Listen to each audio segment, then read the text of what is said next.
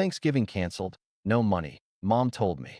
2 days later, I saw a $5,880 withdrawal from our joint account. I said nothing. Just showed up, 38 guests, live music, full menu. My sister smirked. Your absence made it special. I smiled back. Let's make it unforgettable. Then I secured the account and made one quiet call. By the time they realized what was missing, I was already gone. A week before Thanksgiving, I got the text. Just one sentence. No punctuation, no apology. Thanksgiving's canceled this year. Just not a good time financially. It wasn't the first time. Last year, the same excuse. No turkey, no table, no family. I'd spent the day eating takeout in my apartment, watching reruns of holiday specials, while Instagram lit up with my sister's posts. Matching pajamas, pumpkin pie, champagne toasts. They'd had Thanksgiving, just not with me. I stared at the message. My thumb hovered over the keyboard. But I didn't reply. Just locked my phone and went on with my day. 2 days later, I got the notification. $5,880 withdrawn from the joint account I'd opened years ago. Back when I thought helping my family meant being useful. Back when I believed in shared responsibility. Mom still had access to that account. Said she needed it just in case. This wasn't just in case. I didn't ask. Didn't call. I just waited. Thanksgiving Day. I dressed in silence. Dark jeans, black sweater, old jacket. No text inviting me. No address sent. But I knew where they'd be. They always picked the same upscale rental near Willow Lake. Aesthetic for photos, my sister once said. I drove there without hesitation. The closer I got, the louder the music became. Live saxophone. I parked down the block, tucked behind an oak-lined curve, and walked the rest of the way. And there it was. The villa. White string lights cascading from the roof. A warm glow spilling out onto the lawn. Tables draped in gold linens. Guests laughing over wine. A 12-piece band playing jazzy covers of holiday classics. I counted quickly, at least 38 guests. There was a giant turkey in the center of a long banquet table, glazed to perfection, surrounded by rosemary and cranberries. Behind it, a glowing sign made of sparklers. The Millers, thankful together. Our family name. On fire. For everyone to see. And they canceled Thanksgiving. I stepped through the gate like a ghost. No one noticed at first. Then my sister turned mid-laugh. Her eyes locked on mine. And she smirked. Oh look, she said loudly, raising her wine glass. The missing guest finally made it. Honestly, your absence made the night special. There were chuckles around the table. Eyes. Whispers. Phones. I smiled. Slowly. Stepped forward. Took in the faces, familiar, smug, rehearsed. Then let's make it unforgettable. I pulled out my phone. Opened the banking app. 2 taps. Remove authorized access. Confirmed. Secure account. Lock withdrawals. Confirmed. A loading screen. Then, access removed. Ownership verified. I didn't even blink. I turned slightly away from the table, raised the phone to my ear, and made one call. I said only 2 words. Go ahead. Then I ended the call. Nobody noticed. They were still laughing. Still raising glasses. The camera panned behind me. If this were a movie, capturing only my silhouette. And I didn't even sit down. Because sometimes the best seat at the table is the one you pull from underneath them. It started when I was 16. Mom sat across from me at the kitchen table, her hands wrapped around a chipped coffee mug, eyes heavy. Just until I catch up, she'd said. You're the only one I can trust. I'll pay you back. Every cent. She needed help with insurance that month. And groceries. And the electric bill. I'd just gotten my first job, bagging groceries at the local market. My paycheck wasn't much, but I handed it over without thinking. Because that's what you do for family, right? That promise, I'll pay you back, turned into an anthem. By 18, I was paying for her car repairs. By 20, she added herself as an authorized user on my credit card. By 22, she had access to the account I'd opened to save for grad school. She never asked twice. She didn't have to. Just temporary, she'd always say. You'll get it back. But I never did. Then there was her, my sister, Danielle. The golden child. She didn't work. She didn't need to. Mom covered her rent, her nanny, even co-signed the lease on a brand new SUV she didn't know how to drive. Danielle used to joke at family dinners, with a sip of wine and a dramatic eye roll. Our brother's basically a walking bank account. With Wi-Fi. Mom would laugh. Dad too, when he was around. I never did. But I didn't argue either. I told myself, don't rock the boat. You're helping. But some days, I sat alone in my apartment with ramen and overdue bills, wondering what exactly I was helping them build and what it was costing me. A few years back, I'd finally asked Mom to repay part of the tuition I'd covered for Danielle's courses. Danielle dropped out after 3 months, but the invoice hadn't. Mom looked at me like I'd kicked a puppy. Don't be petty, she said. That's not how family works. And that was it. No discussion, just dismissal. But this year felt different. It started with the missing deposits. I had a system. I always knew what came in and out. But in the weeks leading up to Thanksgiving, something felt off. Transfers were happening too frequently, too cleanly, and always rounded numbers. Then one night, I saw it. $2,750, Grace Floral and Design. $1,900, Golden Fork Catering. $1,230, Gracias Giving Event Services. And all of it from my account. She hadn't even tried to hide it. The transaction labels were practically monogrammed with celebration. That's when it clicked. Thanksgiving wasn't canceled. It was curated. I just wasn't invited. I sat on the edge of my bed, phone glowing in the dark. My room was silent, but I could hear their voices in my head. Danielle's laugh, Mom's high-pitched instructions to staff. This wasn't an accident. This was a decision. A private party funded by a public fool. But I didn't confront her. I didn't call or text. I didn't ask for answers. I started preparing. I pulled every financial statement I had, printed years' worth of transactions, highlighted every transfer to Mom, every payment she promised to return, every line of debt that wasn't mine. I built a spreadsheet, line by line. Total amount, $82,600. I stared at the number until it blurred. Then I called a friend, Jared, who worked in compliance at a local bank. Asked for a favor. Nothing illegal, just some help verifying ownership. Legally, quietly. Then I met with a lawyer, explained the account setup, showed him the documents. He looked at me with one raised eyebrow and said, "You know, most people wait until things get worse." "This is worse," I told him. I scrolled through Danielle's Instagram that night. She was already posting Thanksgiving vibes, a teaser, gold centerpieces, a napkin with the letter M in calligraphy. The caption said, "So grateful for chosen family." My name wasn't in any comments. Not even a tag. I kept preparing. I set the account to trigger a real-time alert if withdrawals crossed a certain threshold. I uploaded screenshots to the cloud. I locked my social profiles. And I set one final timer on my phone. The night before Thanksgiving, I lay in bed with that glow flashing beside me. I could hear them in my mind again, laughing, toasting, celebrating with money that wasn't theirs. But this time, I didn't feel anger. I felt peace. Not because I'd get revenge, but because I'd finally stopped lying to myself. They didn't need me at that table. But they forgot one thing. I paid for the table, and I just decided I wanted it back. I arrived right before golden hour. No invite. No RSVP. Just me, my phone, and a quiet resolve that hummed louder than any live band.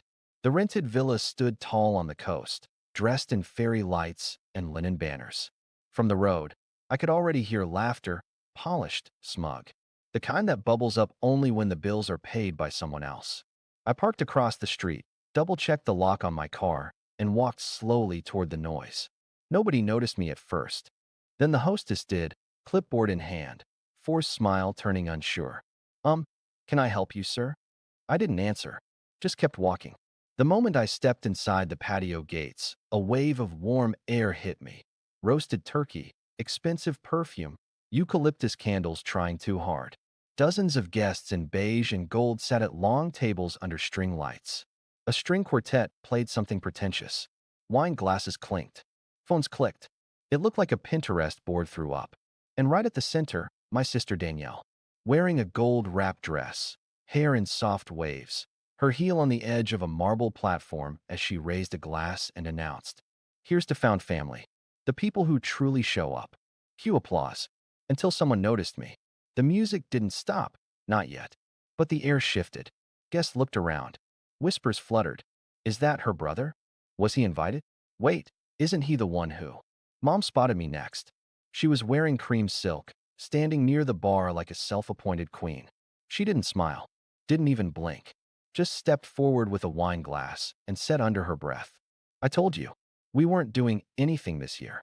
I nodded toward the massive centerpiece, a floral sculpture in the shape of a turkey with candles spelling out, "Thanks, Danny." I raised one eyebrow. "Then what's this?" Her jaw tightened. She leaned in. "You don't understand. You would have made it uncomfortable." Then, timing like divine comedy, the quartet stopped mid-note. Not faded. Stopped. One of the violinists lowered his instrument and pulled out his phone, confused. At the same moment, several guests looked down at their phones. Frowns. Buffering wheels. No music. No live stream. No Wi-Fi.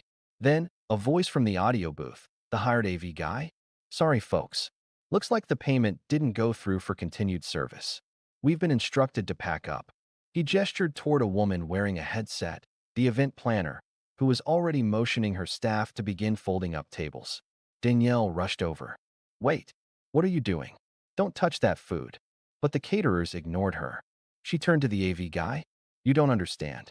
This is my event." Then her face changed. "I mean our event. Thanksgiving. Family. Whatever." But nobody was listening anymore. Somewhere behind her, a phone camera clicked. Someone filmed the exact moment Danielle's voice cracked as she tried to stop a waiter from carting off the turkey platter. I watched a guest, some distant cousin, maybe, upload the clip to TikTok right there. Mom stepped in front of me again, eyes wide, mouth stiff. "Did you do this?" I didn't answer, just pulled out my phone. The app still open. My name still listed as sole owner of the joint account. Access revoked, it said. User removed. Ownership verified. Then I showed her one more thing, the chargeback receipt. Every payment they'd made, floral, catering, decor, all disputed, all frozen. Her hand trembled as she stared at it. "You're destroying this family." I finally looked her in the eyes. "No, I'm just removing the scaffolding holding up the lie." Behind her, guests were quietly leaving. Some grabbed cookies. Some just grabbed their coats. A few whispered apologies as they walked past me. I nodded to one or two. The rest I didn't know. Didn't care to. Danielle stood by the buffet, devastated. Her perfect night, shattered like a dropped champagne flute. "You always ruin things," she shouted at me. "You think this makes you better than us?" I stayed where I was. Calm. Silent. Present. I didn't need to yell. Didn't need to defend myself. I was the only one there not pretending anymore. Mom's voice cracked one last time. "You'll regret this. We're still your family." I slipped my phone into my coat pocket. Looked at her for a long second, then said, "Maybe that's the problem." And I turned and walked out. No dramatic exit. No slammed doors. Just one pair of quiet footsteps on marble tile, and a family slowly unraveling behind me. It only took 2 days for the fallout to begin. The villa lights had barely dimmed, the floral arch barely disassembled. And yet by Monday morning, Mom was already trying to log into the joint account again. I got the security alert at 8:12 a.m. Unrecognized login attempt. Access denied. She tried twice more. Then again from a different IP. Then again at midnight. She didn't know I'd been preparing for weeks. The moment I saw the $5,880 withdrawal, I'd started the process. First, I contacted the bank. Then I had my name removed from anything that wasn't solely mine. Then I moved the remaining balance, every cent, into a new legal trust account in my name only, protected by both jurisdiction and firewall. And I didn't just close the joint account. I erased it. By the time she tried logging in, the system didn't even recognize her email. The money was gone, at least to her. To me, it was finally safe. Tuesday afternoon, I got the first call. Mom's name popped up on my screen. I let it ring out. Then came the texts. "Please call me. Let's just talk." You didn't have to do that in front of everyone. It was just one dinner. That last one. That one made me laugh. One dinner? That one dinner was built on over a decade of financial manipulation, of taking, assuming, expecting. That one dinner had cost more than my first year of college. That one dinner had become a family tradition where I gave, and they celebrated without me. I muted the thread, let it rot in my inbox. The next morning, I opened my phone to a voice message. It was Mom, her voice low, cracking, trying to sound calm, but I could hear the shake under it. "You didn't even explain. You just disappeared. After everything we've done for you. This family, it's still your family. You ruined something beautiful. You hurt people who love you." I listened all the way through. and then I deleted it. No response. No anger. Just silence. I wasn't interested in justifying myself anymore. Thursday, it was Danielle. A dozen missed calls. Then a message. I hope you're proud. My kids were crying. They were looking forward to that day. It was their Thanksgiving too. You didn't just ruin it for me. You ruined it for them. I stared at the screen for a moment, thumb hovering. Then I typed. I was someone's kid too. But you canceled my holidays. Year after year. Send. No reply. I walked into my apartment, still quiet, still undecorated, but finally peaceful. I boiled water for tea, sat by the window, watched the leaves fall. And I thought back to when I was 17 and skipped prom because mom said the car insurance was overdue. To when I gave up my first apartment deposit because she needed a bridge after losing her job, only to see her and Danielle on Instagram in Vegas 2 weeks later. To the birthdays she forgot. To the Thanksgivings she postponed. And to how, every single time, I forgave. I explained it away. I kept showing up. This time, I didn't. And suddenly that was the betrayal? I thought about calling back. About explaining. But then I remembered what mom said to me once, years ago, when I asked if she could repay the $6,000 I'd loaned her for dental surgery. Stop being petty. It's family. You don't put a price on love. Except they had. They put a price on my silence. On my absence. On the luxury of pretending I didn't notice. And when I finally did, suddenly I was the villain. That night, I received one last text. It was from my cousin Jason, who I hadn't heard from in years. He was at the party, in the background, half invisible like I used to be. I saw what you did, and I just wanted to say, I get it. Been watching it happen for years. You're not wrong. No emojis. No jokes. Just solidarity from someone I didn't even know was paying attention. Sometimes, the quiet ones are the loudest witnesses. I poured another cup of tea. No music. No scrolling. Just silence. The kind of silence you earn. The kind that doesn't ask for applause. The kind that finally feels like peace. The next morning, I packed a single suitcase. No gifts. No chargers. No expectations. Just a sweater, a good book, and a plane ticket out. I'd booked the trip the night of the party, long before the fallout even began. While they were raising champagne glasses under chandeliers, I was choosing aisle or window seat. It wasn't revenge. It wasn't even retreat. It was release. Ashwood Springs wasn't on any map I'd ever looked at seriously. The kind of town that still used payphones and cash registers. No traffic. No waiting lists. No curated lives playing on endless loops. Just air. Clean. Cold. Uncomplicated. 3 hours and 2 connecting flights later, I stepped into the stillness like it was waiting just for me. The trees whispered. The snow hadn't yet touched the ground, but you could feel it preparing to fall. A small bistro was closing up as I passed. Faded fairy lights flickered in the window. A radio played something old and soft, the kind of tune that didn't rush you anywhere. An old man in a wool coat tipped his hat with a nod that said, "You're not from here, but it's all right." There was no orchestra, no Instagram-worthy setups, no expensive wine chilling in marble buckets. Just silence, the rare kind that doesn't feel empty. My rental was a modest wood cabin perched near a frozen lake. It looked like it had held 1,000 stories and wasn't in a rush to add mine. No smart lock, just a brass key on a leather strap. The door creaked open like it was waking from a nap. Inside, pinewood walls, wool blankets, and a fireplace that crackled like it missed company. I didn't post a tour, didn't send a location pin, just stood there, breathing in a kind of quiet I'd forgotten existed. There was no centerpiece, no 12-person guest list, no special thanks to the event planner's speech. Just one table, one chair, and one roast turkey in a preheated oven, ticking down on a $10 kitchen timer. I peeled potatoes, chopped green beans, laughed at myself when I dropped the salt. Soft jazz floated from a dusty radio in the corner. It sounded like it was trying its best, and that was enough. I set one plate, lit one candle, and slipped a folded note under the silverware. It read, "Holiday isn't about the crowd. It's about honesty." I didn't practice the toast, didn't rehearse what I'd say if someone called, because no one would. Not tonight. Not really. I poured a glass of cider and sat down. Didn't say grace. Didn't scroll through texts. Didn't check who'd unfollowed me this week. I just cut into the turkey and took a slow bite. It tasted better than any catered meal I'd paid for. Better than the ones that came with stage lighting and fake laughter.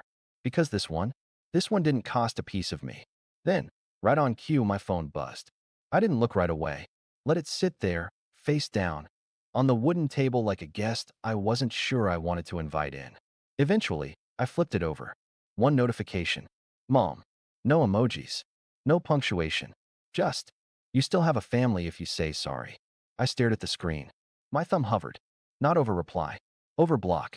But I didn't press it. I just let the screen dim to black. Then I lifted my glass, leaned back in the chair, and said softly to no one in particular. To the ones who show up, even when they're not invited. No clinking. No applause. No forced smiles. Just that one candle flickering against the window pane. And behind it, the first snow beginning to fall. Tiny white flakes floating like secrets in the air. They didn't demand forgiveness. Didn't ask for explanation. Didn't need a reason to land. They just came and stayed. I slept that night without setting an alarm. No dread. No debt. No pretending. Just the comfort of my own breath in the dark. The fire hissed low. The wind brushed against the windows like a lullaby with no words. The next morning, I pulled on boots and stepped outside. The lake was still frozen. The bench at the edge dusted in snow. I sat for a while, drank coffee from a chipped mug, watched a fox slip between trees in the distance. Then, with a gloved finger, I carved a message into the frost-covered wood of the picnic bench. This year, I didn't give everything away. I kept one thing. Myself. I didn't cry, didn't laugh, just sat with the weight, or maybe the absence of it, and let it be. And maybe that was the real holiday. Not forgiveness, not reconciliation, but reclamation. A holiday without performance, without repayment, without price, just peace. Peace I didn't have to earn, didn't have to prove worthy of. It was just there, like snow, like breath, like me.